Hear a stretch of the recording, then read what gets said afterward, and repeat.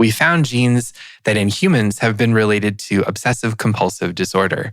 And in humans, we label OCD as something that requires maybe treatment. But if you think about chickadees in Alaska, if all they have to do is find and hide seeds, that's an interesting thing to think about too, that these things we characterize as conditions in humans, under the right conditions, could be really, really beneficial. Right.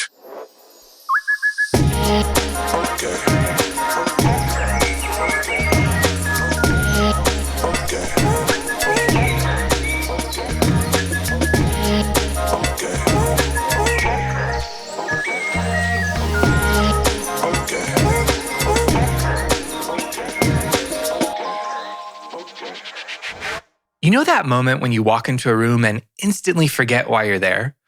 Or when your phone vanishes, only to turn up in the fridge? That's me. A couple of years ago, my memory failed me in a more brutal way. I wear a ring my dad and stepmom gave me when I finished my PhD. The band was my grandfather's, and they replaced the stone with opal and ironstone. Opal is my birthstone. After a picnic in the park with friends, this ring was just gone. Nowhere. Not in the house, the car, the cooler. I remembered fidgeting with it, but had zero memory of taking it off. Eventually, I had to accept that this ring was gone. Fast forward more than a year later, my partner texts me a photo, and it's this ring. He'd found it in a closet in a bag of cords and charging cables. I have absolutely no memory of putting it there. None. But imagine if my survival depended on not doing stuff like that. If misplacing just a few snacks meant I might not make it through the winter. That's basically the daily reality for a chickadee, which brings us to today's question. Okay, but how do chickadees never forget? To help us unpack that, I'm talking with Dr. Vladimir Pravosudov, a professor in the Department of Biology at the University of Nevada, Reno, who has spent decades chasing these little geniuses through forests and right into the lab. These tiny charismatic puffballs, the ones you hear with that cheery chickadee-dee-dee, are professional hoarders. In late summer and fall, they hide seeds all over their territories. Not dozens of spots, thousands. Little caches wedged under moss, behind bark, tucked into cracks so narrow you'd need tweezers. Weeks later, in sub-zero temperatures, they go back and find them. Not somewhere over there, the exact spot. Imagine remembering the location of thousands of identical Post-it notes you scatter throughout a forest. That's a typical Tuesday for a chickadee, all with a brain a little bigger than a chickpea.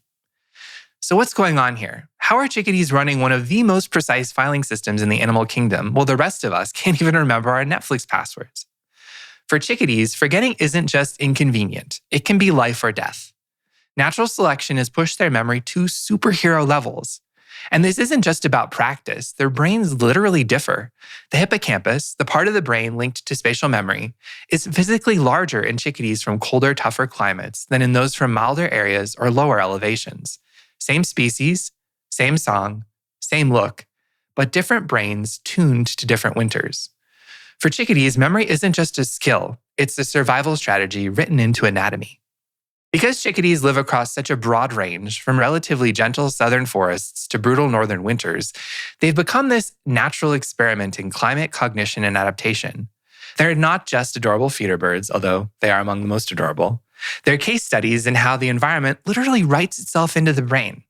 So the next time you see a chickadee at your feeder, imagine the invisible map it's carrying around in its head. Each visit, it grabs a single seed, usually black oil sunflower seeds if you're wondering, and flies off to tuck it somewhere in your yard. Seed after seed, cache after cache, thousands of tiny coordinates stitched into that tiny brain. After the break, we'll chat with Dr. Vladimir Pravosudov to dig into how they pull this off, what it means for understanding memory more broadly, and how that brain-environment dance might change with the climate. Stay tuned.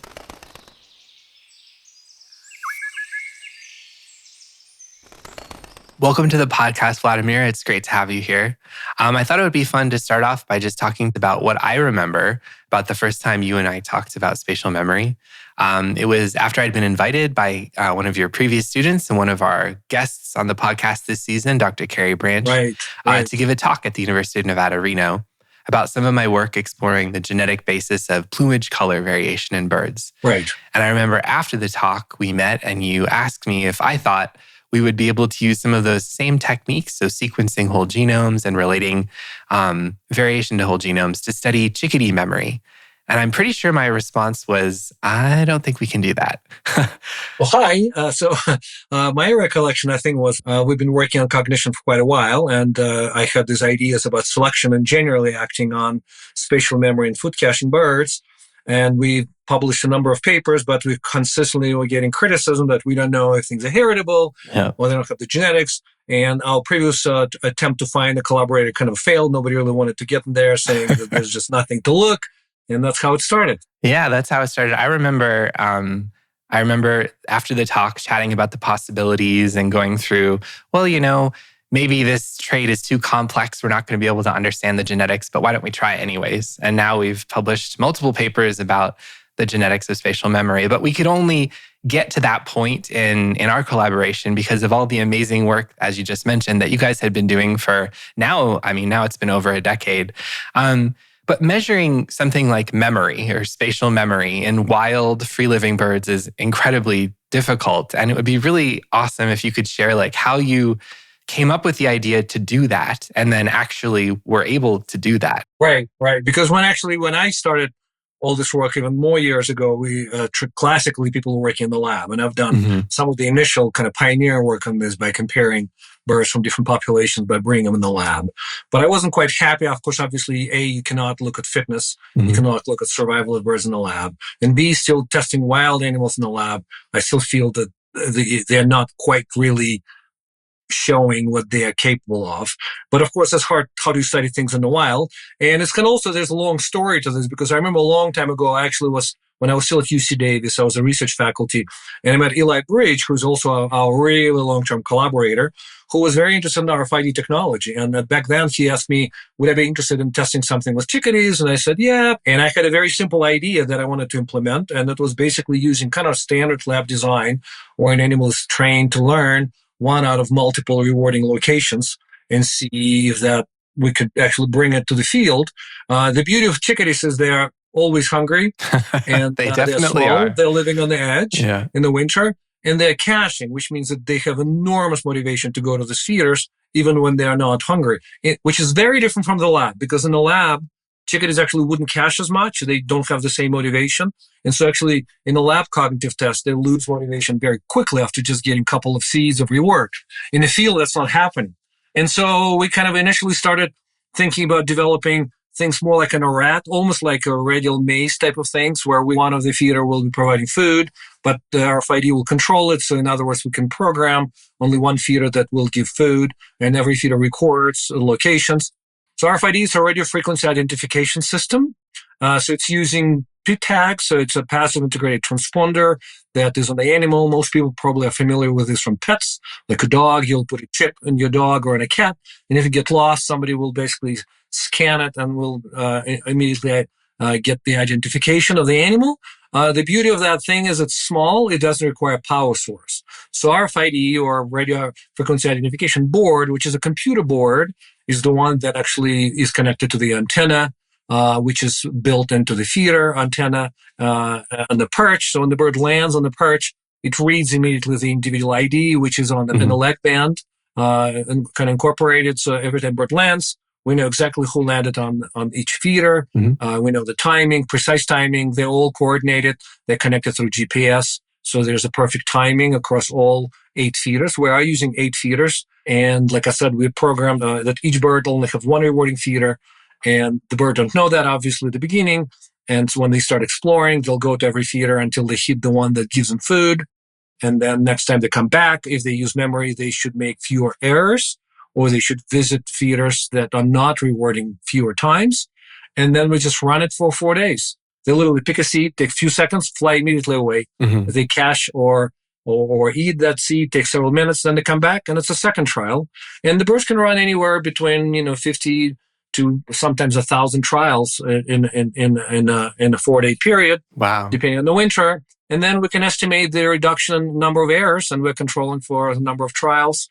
And that gives us a very good estimate of their cognitive abilities. Yeah. So you came up with this amazing system. And tell us a little bit about that, because it's one thing to measure a behavior, and it's another to actually understand that the behavior you're measuring is relevant. It's very difficult to design experiments that actually measure the thing you really care about and that is linked to something like survival. Right. So the first thing for us was to see if we actually see variation, if all animals are showing differences, and they do. There's a tremendous variation in how well animals do that. Then the other interesting thing, what sometimes scientists don't necessarily do, because we're interested specifically in spatial memory, and it's very critical because when people do it in the lab, they always involve controls, right? In other words, we want to make sure that they're using space and not something else.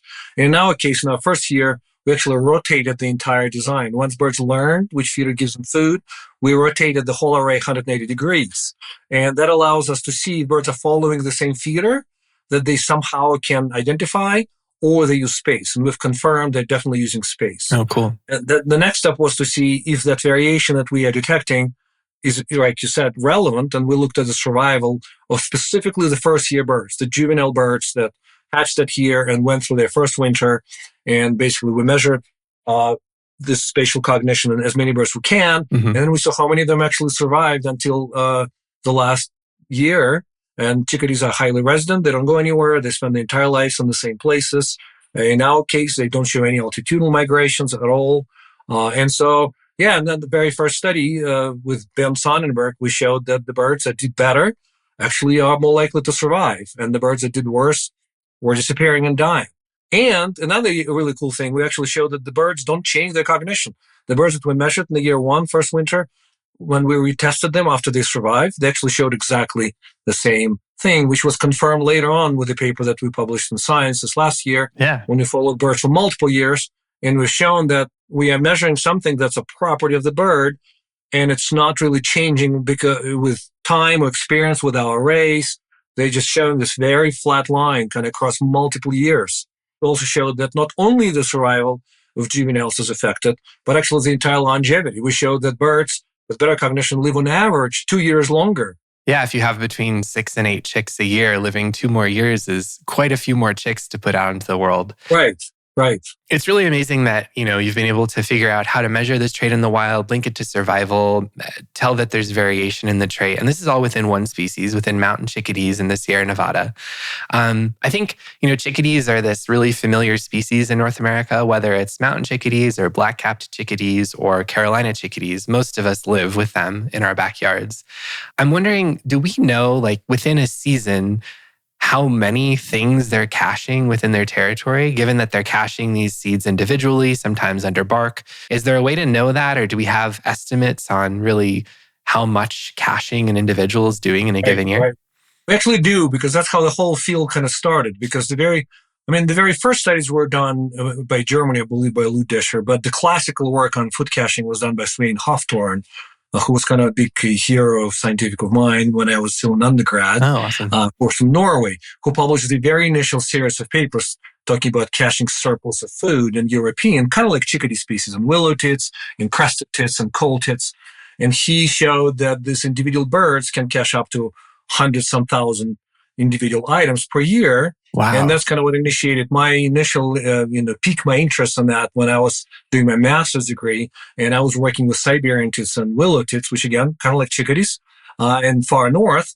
And I was basically following them with the stopwatch day in, day out for hours and hours at a time, and simply recording every time they catch food, how long time it takes, how much they eat. And then I kind of tried to estimate, giving the amount of time that they have and the frequency with which they find food and catch food. And I was able to estimate that over the year, an individual Siberian tit can catch almost up to 500,000 individual food items. 500,000? Wow. Yeah. That's incredible. And they're doing this every year because they're doing it every year. They're depleting the food cache over the winter and then replenishing it every year. That's incredible. Right. I think even tens of things are easy to lose track of in your house, let alone 500 or 100,000 hidden individual seeds in your territory. Right. Oh man, that's so fascinating. Before we keep going, let's take a quick break. We haven't talked about this yet, but there's a specific special part of the chickadee brain that really matters for their spatial memory. And your research and others has shown that the harshness of the climate that a chickadee lives in, whether that's higher latitude or higher elevation, really does have an influence on its brain structure. And I was wondering if you could talk to us a little bit about your studies in that context and the hippocampus and why it's so relevant for what we're talking about. Right. So actually also, again, their initial work that kind of drew attention to that whole idea and that hypothesis that was named the adaptive specialization hypothesis by John Krebs and David Sherry at Oxford.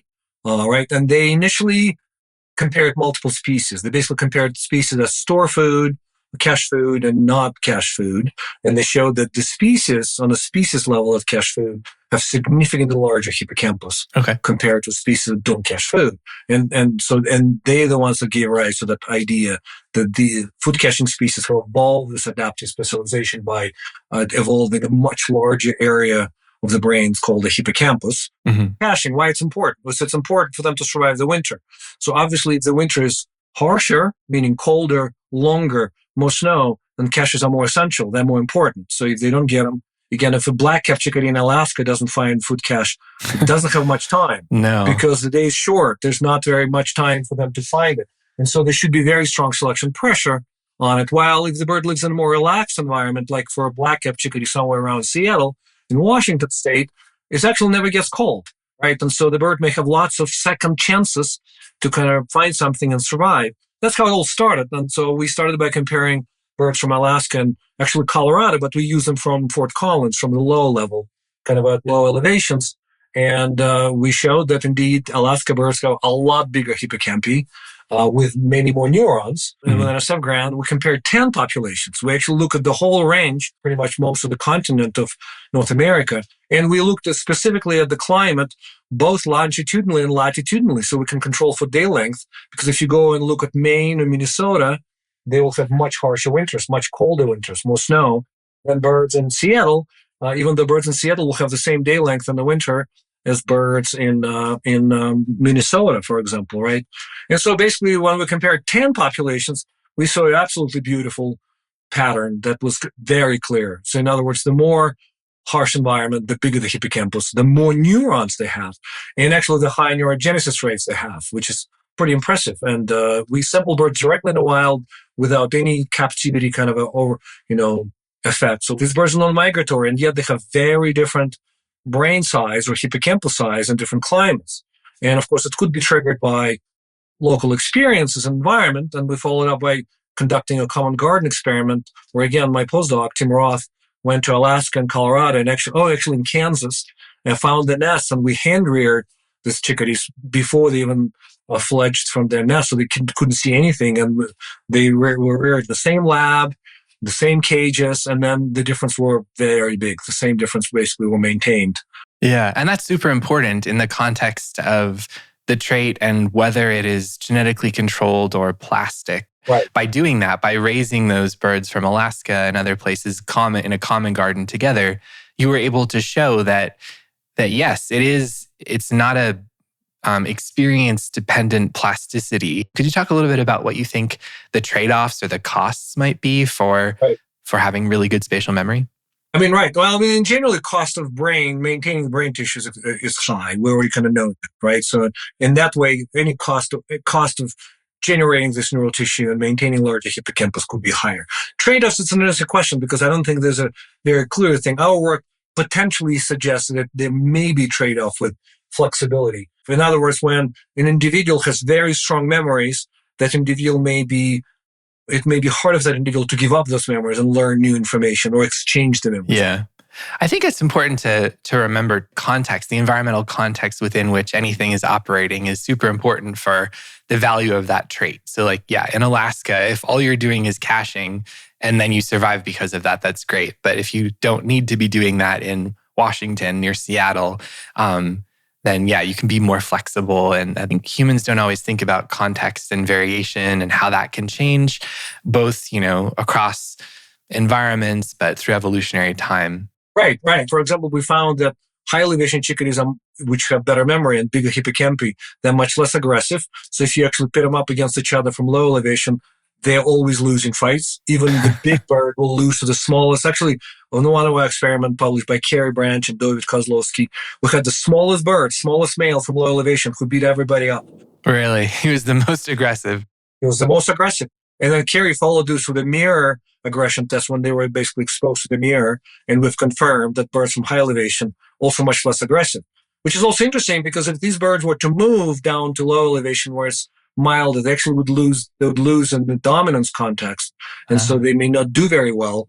Is this like a bird fighting ring? How do you test the aggression of a chickadee? Which, I mean, we've all seen it a feeder, but I think maybe our listeners don't know that chickadees are actually quite feisty little birds. The way we test them, obviously, you need to test them within the same sex. So we tested the males specifically. Otherwise, we already know the differences. And then for the test, we basically put them in a room, an experimental arena, for a very brief time when two birds are released simultaneously in the arena, and we're watching what's happening, and they settle the dominance score very quickly. And then for the mirror, we're letting them in the experimental room, and we have a mirror right across from the perch. And chickadees do not have, it looks like, the self-recognition, and they always attack mirror. So when they see their own reflection in the mirror, they actually charge at the mirror. They go in there, and then we measure how frequently they attack the mirror, and that kind of is an index of aggression. Yeah, it would be very difficult to do that in the field, although maybe our listeners are getting ideas about Gladiator 3 featuring chickadees, but with more positive outcomes. One of the things I thought was really interesting is that the genes we were finding related to variation in spatial memory had direct connections to, axon growth and neuron development and stuff. But the one that, I always think of in the context of these trade-offs is that we found genes that in humans have been related to obsessive compulsive disorder. And in humans, we label OCD as something that requires maybe treatment. But if you think about chickadees in Alaska, if all they have to do is find and hide seeds, that's an interesting thing to think about too, that these things we characterize as conditions in humans, under the right conditions, could be really, really beneficial. Right. Okay, so we've reached the part of the show that we call That's BS, or bird stuff, where our guest gets to demystify something about birds that they think we should all know. Vladimir, what do you want to call BS on? Well, again, it's as far as bird, it's not true BS, but it's one of those things that have taken kind of a place in public media and in literature, which is overused. And it's one of this. There's one study a while ago which the same author did kind of replicate, but not quite the same, by suggesting that chickadees grow the hippocampus every fall by 30-40% when they're caching food, and then they shrink their brains back. And that idea was very popular, and it is still very popular. And in the initial study that actually didn't look at the same individuals, they simply sampled relatively small sample sizes of these birds. And when that study was published initially, by obvious reasons, it stirred a lot of interest because that's amazing if they were to do this. Yeah. Then lots of labs started trying to replicate these results, and they couldn't. Everything we see suggests that number one neurons is incredibly stable, which means to me at least that it seems that number is definitely controlled by some genetic program, that basically developmental program that kind of builds this. Volume can change because of because of dendritic pruning, and expansions, but that's not the same as literally growing a bigger thing. Right. And I wish that media would kind of tone it down because it's not quite supported. I mean, it's an attractive story to tell, but without having the same measures from the same individual, which haven't been done, we can't really address that question. And all the evidence points to that not being the case. Well, I want to thank you so much for joining us, Vladimir. It's been really great to chat. Thank you for inviting me. This has been really fun. Good luck with the field season. Thanks for joining us. Thank you very much. Okay, birds are dinosaurs, and around here we like our snacks. So we end each of our episodes with a dinosaur nugget. Today's is about chickadee memory and how amazing it is. On an annual basis, chickadees remember the individual locations of hundreds of thousands of seeds, and their ability to do this is directly tied to environmental harshness. In places like Alaska, with really cold and snowy winters, chickadees probably remember the locations of up to 500,000 seeds. While down here in Colorado, where our winters are less harsh, it may only be 150,000 seeds. So the next time you lose your keys, remember, a chickadee would never. That's a wrap on our episode. Okay, but how did chickadees never forget? If you like this episode, leave us a comment, like, and subscribe. We'll catch you next time. Bye. Okay, but Birds is hosted by Scott Taylor, with production and creative by Zach Carl.